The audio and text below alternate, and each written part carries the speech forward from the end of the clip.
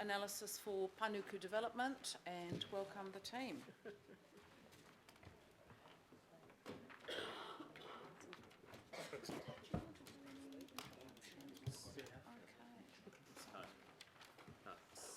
David. You staying today, Jack? No, he's not. No. These two. Okay. Welcome, gentlemen. Okay, thank you, Madam Chair. Good morning, councillors. I'll just do a brief introduction just to recap where we've got to. Essentially, this project was to advise Panuku Development Auckland on potential locations that they should consider for large-scale redevelopment activity.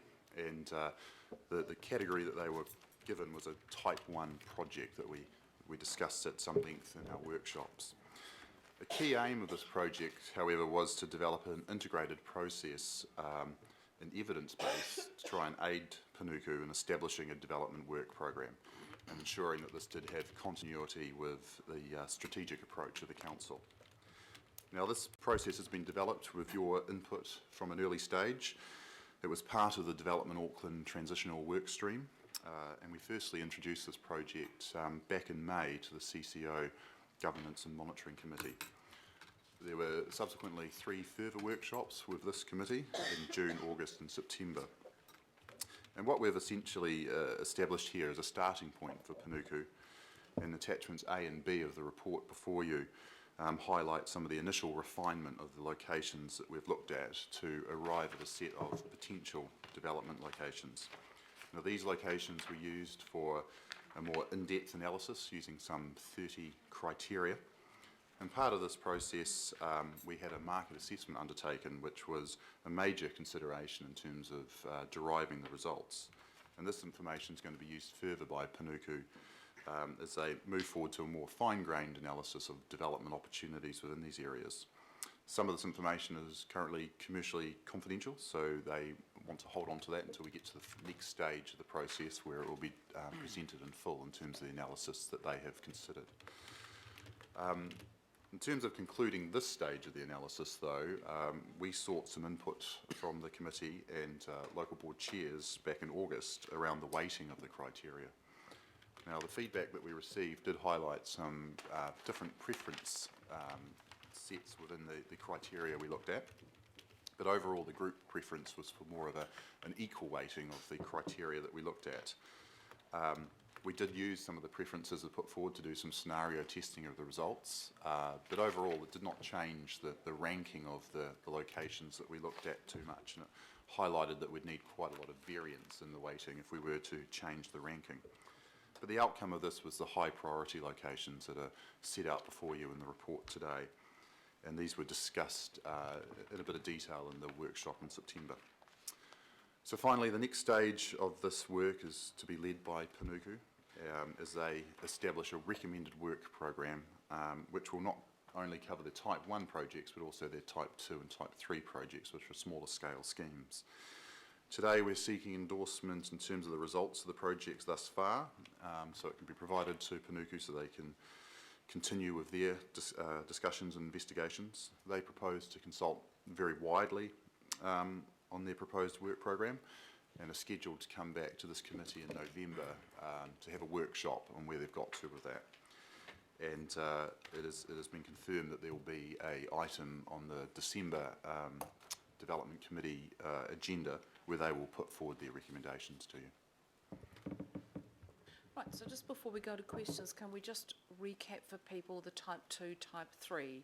Because I think there's just a little bit of concern that unless you're on this list, nothing's going to happen in your area ever. Yeah, certainly. The Type 1 projects are the very large projects, so that's akin to the developments going on in the Wynyard Quarter, and it's where typically council has a lot of land ownership and control. The Type 2 projects are sort of the next stage down, where they're more about using council land assets in partnership with other interests, whether it's the private sector, the Crown or iwi, to develop more one-off schemes. So not a comprehensive redevelopment as such. And then the Type 3 projects are really more related to the existing activity of ACPL in terms of the land disposal. So where there is market interest for surplus council land, that we would then put that on the market to seek expressions of interest. So that will continue as well. And from what I understand from colleagues at Panuku is they're going to put together a comprehensive work program of type 1, 2 and 3 to present to you before Christmas to show the activity across the region where they're going to be focusing in the first phase of their work. Okay. Thank you. And councillors and members, you'll remember that we worked this through, over a period of time to get to this point. So you've been firmly at the helm of this piece of work as it's unfolded. So I've got Councillor Crum, Councillor Brewer, then Member Taipari. Councillor Crum. I'm just confirming, Madam Chairwoman, that it's just questions at this stage. We can take we'll take some questions, but it'd be good to move on to the recommendations. So, question? All right, just two questions. Thank you, David, for the work that you've undertaken. The final, my questions are along the vein of those that the Madam Chairwoman's just raised in terms of this is the first time it's coming to an open, to public transparency. So the final shortlist of 2 to 3 type 1 locations, just some clarification around why only 2 to 3, David, and then the second along the same vein of clarification for those who might be reading, the idea of those type 1 locations being long term. So what would your wording and clarification be around why only 2 to 3 locations in type 1 and what constitutes long term?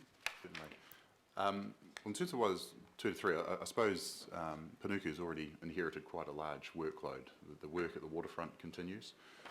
The work of the wider city centre continues as well. So they sort of are part of their type 1 portfolio. Along with that, there's also the work in the Tamaki area too. So as part of our initial analysis, we were looking at Glen Innes and Panmure, and essentially that's been labelled business as usual. So they're 3 big areas of type 1 activity. So to look at 2 to 3 extras, given that they are quite long term, I suppose that's the determination that this is probably as much as they can handle in this first phase of activity. Some of these locations that have been looked at may turn up again as type 2 projects, but they might be longer term prospects. So they've, I suppose, been labelled a watching brief in the future. But I think it really just comes down to the resources and ability for Panuku to effect large scale change in these areas. And it seems a portfolio of maybe up to about 5 locations that are type 1 in character are probably as much as they can do at this stage. In terms of long term, it's interesting. I mean, places like the waterfront have been in gestation for some time. So I continually hear John Dalzell, the interim CEO, quote around 20 years for some of these projects to actually get to full completion. So that's sort of, I suppose, the ballpark we're talking about. Thanks, Councillor Crum. Councillor Brewer. So, thank you, Madam Chair. So the 9 that you have here are going to be shortlisted to potentially how many come the 10th of December? Around 2 to 3. 2 to 3. And so given that the type 1 is high custodial long-term approach, and you've cited an example, a good example being Auckland waterfront, and you've mentioned that that's got strong council ownership, would that potentially count against those very market attractive ones of Newmarket and Mount Eden Station because they have little as far as, they're rating little poorly as far as land and influence, council land and council influence. So while those two are arguably the top 2 on the market attractiveness, can we ascertain that potentially it's going to be a hard push to see them as a long-term, high custodial one because of the lack of council land there, and also because of what we consulted, the role of Development Auckland would be in the long-term plan and people's concerns about taking on risk and the like. So would my assertion that given how those 2 rate in land and influence, that they're probably unlikely, as good as they would be, but they're probably unlikely to make the shortlist? Yeah, through the chair, I'd have to agree with all your comments there, and you've done very well to pick up on some of those attributes of those locations. And I think it highlights that the locations all have different opportunities. and that there are a few trade-offs within them. I think at this stage of Panuku's existence, land is very important in terms of the amount of control they have in an area. I would expect over time, though, as the development program develops and increases, that there is a bit of refinancing and potentially future investment turning into some of these areas, that we could look at locations that we don't have so much control in, where there might be future land acquisitions, that sort of thing. But certainly Mount Eden Station and Newmarket do feature in this list because they are very market attractive, they're very accessible, and that there is a lot of opportunity there. It might be that should that be chosen as a location, that we'd be looking to partner, whether it's with private sector or government or iwi in those areas where there are land opportunities. But I would say certainly at this stage, without any new funding provided to Panuku, land is really the key asset that they have.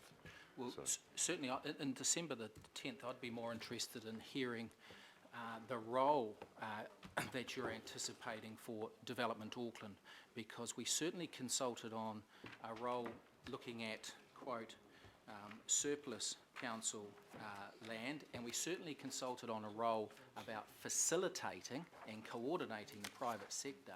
But if we're starting to get into the role of purchasing land, and I just want to test what, when we can all understand the need to amalgamate some sites to get a better result and larger scale, but the public, when we went through the 10-year budget, raised a lot of concerns that have your say about the role that we were getting into. And we certainly consulted on that it would be, quote, "We are not proposing that council or any CCO would be directly involved in building houses. Rather, we would look for partners to develop surplus or underutilised council land. We'd play a more active role facilitating development opportunities and exploring opportunities to use council land holdings as potential development sites." That's coming from shapeauckland.co.nz. That's what we consulted on, and I think we got the public in a pretty good space. And so if we're starting to look at acquisition of land, and I think we'd all be interested in the nature of potential partnerships with the private sector that go beyond the promise of coordination, facilitation, and the likes, because as you say, that type 1 is a high custodial long-term one that might suit those where we've got high council ownership and a high council stake in and around the Mount Eden railway station, for example. But if we're starting to want to play a long-term high custodial role where we haven't got council land, and a lot of these market attractive areas such as Newmarket, Mount Eden, Point Chevalier, Avondale, and that will be attractive for Development Auckland, we really need to, I suppose, be comfortable with the role that we're playing and the risk that we could be potentially putting on ratepayers. So a more clearer understanding of where you're heading with Panuku Development Auckland's role come the December the 15th. Yeah, and I think what will be essential when these locations are shortlisted, that there is some detailed information in terms of what are the opportunities within them. But certainly land at this stage is critically important. So I suppose just to caveat my comments that if we were acquiring land, that would be much more longer term. Yep.